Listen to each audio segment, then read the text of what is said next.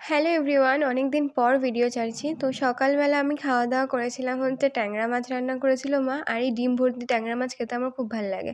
আর তার সাথে ছিল পুঁই মিটুলি। খেয়ে আমি বসেছিলাম রেজনিং এর নোট তোমাদের সাথে দেখাতে, যেটা আমি তখন বানিয়েছিলাম।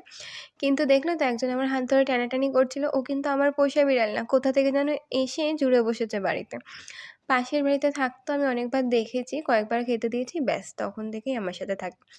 এরপর সন্ধ্যাবেলা এই যে রং-বেরঙের বিভিন্ন সবজি দিয়ে তোমাদেরকে আমি তুলে, তুলে দেখাচ্ছি দেখো।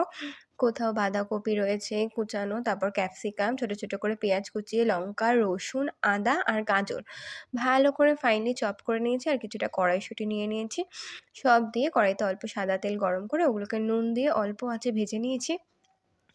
ভাজা করতে, করতেই মাঝে দিয়ে দিয়েছিলাম ২ চামচ মতো ভিনিগার, তারপরে ডার্ক সয়া সস, এরপর আমার মেইন ইনগ্রিডিয়েন্ট কুচিয়ে রাখা চিকেন, তার মধ্যে দিয়েছিলাম হচ্ছে টমেটো কেচাপ, শেষে গোলমরিচ গুঁড়ো দিয়ে ভালো করে রসিয়ে কষিয়ে নামিয়ে রেখেছিলাম।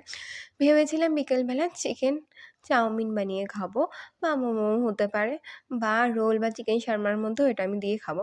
বাট কোনোটাই হয়নি। যাই হোক, ওইগুলো কাজ করার পর অনেক জামাকাপড় ছিল বাইরে, ওগুলো বাইরে থেকে নিয়ে এসে ঘরে মেলেছি।